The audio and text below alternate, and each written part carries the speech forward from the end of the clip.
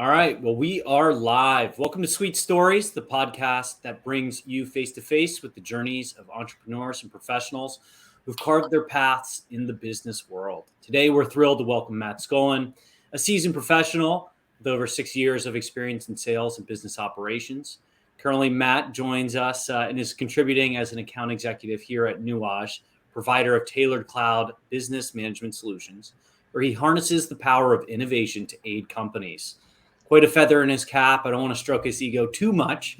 Matt's professional journey spans across industries and verticals, including roles at Shift, I almost said shit, but Shift, Fair.com, and Orana. Did I say that right? Yes, sir.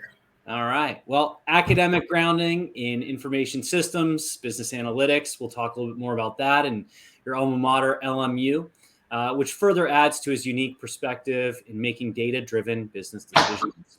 Join us today as we explore the inspiring journey of adaptability, resilience, and continuous learning that makes up Matt's sweet story. Welcome, Matt. Wow, thank you. Great introduction, Louis. Really I use ChatGPT for that. That's how it goes. Hi, Matt. Thanks, Gina. Yeah, we're really glad you're joining us today. So let's get started.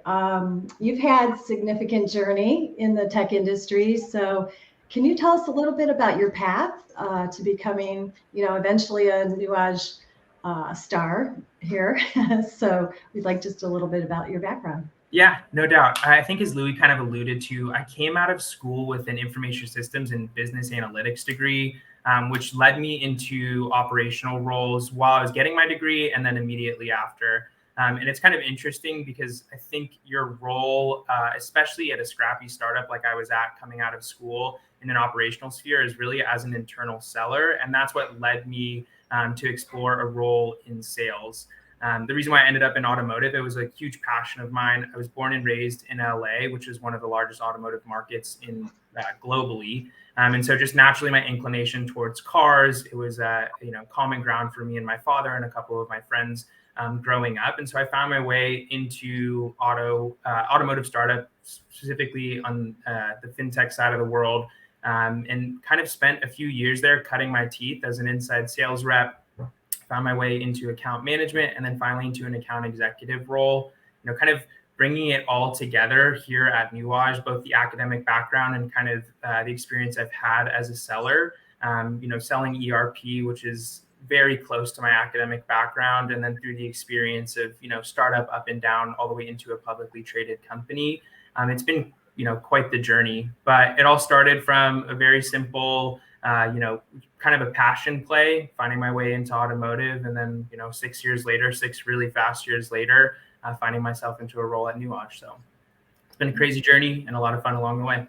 Yeah, it sounds like your business acumen is pretty broad, and you brought a lot to us, which is great. Yeah, and hoping you can expand a little bit more on just your diverse experience, in your approach to, as a what we like to call kind of a solution guide. What are you seeing in the marketplace for organizations that you're working with today, kind of where they are, their status quo, and how are you helping them get to that next level with a product like NetSuite?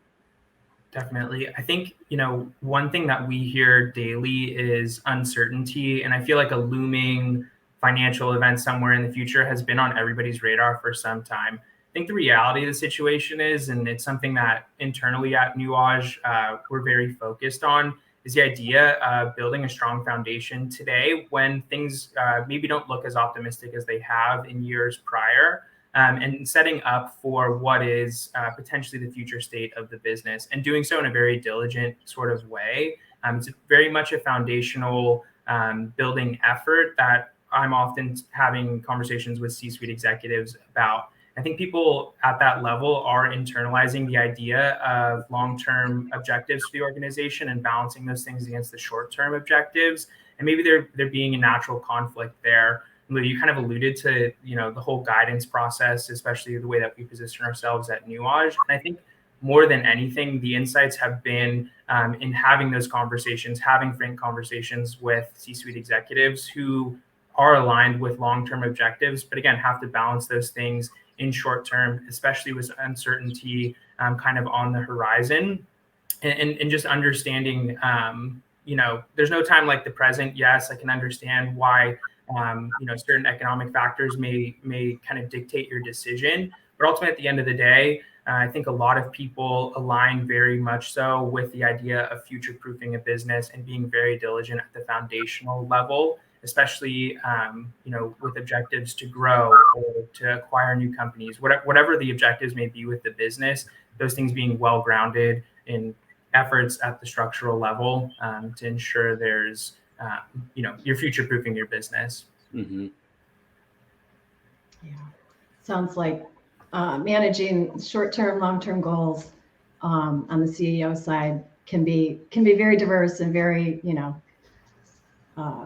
changing environment, more or less. So speaking of that, in your role today of technology and business, how has that evolved over your career? Have you seen many changes, obviously, in your current business strategy comparatively? Yeah, I mean, when coming out of the auto finance world, we were focused on the retail outlets. That industry is something I have joked consistently is very ripe for change. I think that underpins my efforts here at Nuage, is understanding that big industries, huge financial companies are expecting changes in the way that consumers purchase, the way that consumers go about their buying decisions. I think those all were kind of accelerated by COVID and everybody thinking maybe a little bit differently during the last couple of years. And so I guess what I'm trying to say is understanding that huge financial institutions are expecting a change with how customers transact. I think those things probably trickle down even into the middle market, startup, even pre-revenue companies. And that's, I think, one of the observations that I had early on was, things are going to change. And again, future-proofing your business, making sure you're very diligent at the foundational level, really important. And that being consistent across my entire career as a salesperson, I think just helps not only the message resonate with myself, but in the way that I communicate that to individuals, different stakeholders, whether that be at the C-suite level or even at the individual contributor. So things are going to change. Things always change, and we have to be comfortable with that. And the way that you mitigate against any risk, is again by being very diligent at the foundational level. Yeah, and I think one thing passion we both share is just kind of the forefront and the innovation of all things tech. And as we look at innovation, I was just working on an article this morning. So much of it comes back to just data integrity. From your perspective, and I know we've done some process mapping and some system architecture for various organizations. Inevitably, like the data is always a cluster F, to say the least. What words of advice would you have for folks who are looking to make a transformation with that starting point, all things data? Things done, the whole generative AI, ChatGPT, all those things underpin very much like a low accuracy effort. I think what's really interesting, right, is there's been a huge wave of content, things that are just adding to more noise in the overall ecosystem. And what you're probably seeing is people trying to cut through that noise through personalization. I think that is one of our efforts is, making sure people understand the way that their business is set up today, because many people don't. And being able to visualize those things with a high amount of accuracy and understand how the interchange of data works in between a couple of different systems that are probably pretty integral to your day-to-day and business overall. I think it's a very interesting sort of topic because you see a lot of noise and you see a lot of people who aren't able to cut through it. Our efforts, I think, have been very pointed at trying to cut through and trying to get people to visualize what underpins their business and making sure that once you have that understanding, it's not just check the box and move on. You start taking actionable steps towards either improving your understanding, improving the way that data interchanges in between the systems, or even potentially even overhauling it as a whole to a more modern system. I think, Louis, we see that all the time. Guys are running legacy old systems on green screens, and it's too big of a cluster to try and unscrew all of that and put it all back together in a more modern system. But if you can get to an understanding of, maybe how simple it is today and how simple it could be in the future, I think, again, those efforts are pointed at an objective of like 3 to 5 years down the road. And that oftentimes is resonating with the C-suite who are thinking about things far more than just in the immediate sense. Great points. Yeah, definitely. It shows the scalability as well with the tool.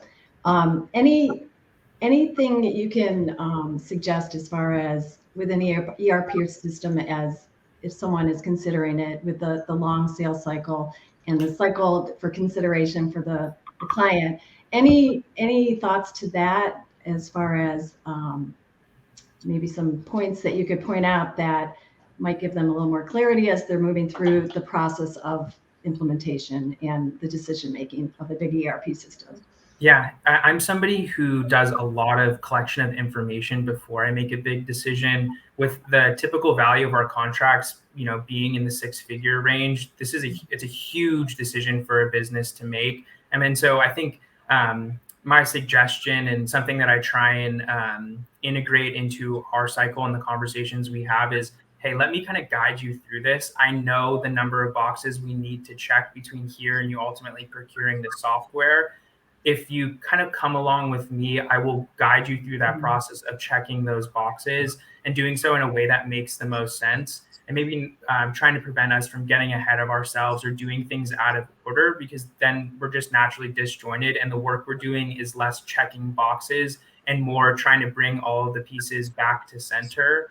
I've talked about this a couple of different times with like the idea of solving a Rubik's Cube. It could be jumbled in 1,000 different places. The way you solve it is to bring it back to whatever the center thing. I don't even know how to solve Rubik's Cube, so I'm trying to say that. But the whole point being, like, I remember like you do something specific and then it's like a set of steps after that. I think that to me is like the baseline of what I try and convey is I know there are a lot of boxes to check. Help me help you by going through these things in a way that's sequential, maybe not linear, but is enough to the point where as questions come up, we will start to present those answers. We'll start kind of incepting the ideas into your head and kind of get you moving in the right direction. And so that's generally speaking my suggestion. Obviously, in a sales cycle, it doesn't necessarily come across. I can't be that direct with somebody sitting on the other side of the table. But that's just how I think about things. It's very much an effort to keep things very organized within a tight lane of traffic. And if we set up the guardrails correctly, we'll both reach the destination, hopefully without bouncing off the walls or whatever. Yeah, I think as we kind of wrap up today's conversation, wanted to ask, all things data, all things kind of your professional journey, any folks or kind of lasting books or anything you can speak to that's really significantly influenced your career to date? There are two things, and maybe they're less so data or sales specific, but I definitely do have examples. There's a book that sits under my laptop. It's been there, I don't even know, basically since I started my working career, and it's a book called Atomic Habits. I think you'll see anybody in the self-help world probably suggest it. But it's about making tiny little changes to what you do, and those things ultimately compounding end over end, and ultimately, I think, amplifying more than just the small little thing that you change somewhere down the road. Probably a good segue into kind of what we do at Nuage, right? Small little changes, with an impact way greater than the sum of its parts somewhere down the road. I think that's guided me very much. That alongside the slight edge, which was kind of a very similar line. Again, the 1% change you make today compounded over 365 days in the year is a massive change when you look at it from not the day you started, but somewhere in the future. Mm-hmm. Definitely an evolution versus a revolution. But I keep fishing and nobody's saying that I'm leading them towards the rest. So there's too much noise. With that, we'll re-record this and you can say that. But I think, again, very, very insightful. That concludes our episode of Sweet Stories, and conversation was right on point. We really want to thank you, Matt, for joining us today, sharing your valuable perspective, telling a little bit about what you do, what you bring to the team, and really your finger on the pulse with the rapidly evolving tech space and For our listeners, if you're looking to navigate your own digital transformation journey, remember that you don't have to do it alone. We've got Matt, we've got myself, Chris, a couple other folks on our team who can really help you. And we specialize in helping businesses like yours leverage the power of NetSuite to streamline operations, make data-driven decisions, and drive growth. So whether you're just starting to consider cloud solutions or need expert guidance to optimize your current systems, our team at Nuage is here to help. Matt, we like to kind of a format. We like to give folks, the folks we're interviewing, the last word. Anything you'd like to share with the audience before we conclude? You can find me on LinkedIn if you want to make any outreach. My social media otherwise is pretty dark. If you're looking for a good book recommendation, I have a great book that I'm reading. It's called The Secret History. I am looking for a book club to join because I can't have nobody in my friend group wants to join a book club with me for whatever reason. So my shout out is to the general public looking for a book club to join. All right. Well, thank you for that. That concludes our episode of Sweet Stories. Thank you, everybody. Thank you, Gina. Thank you, Matt. Thank you. Have a great day. You too.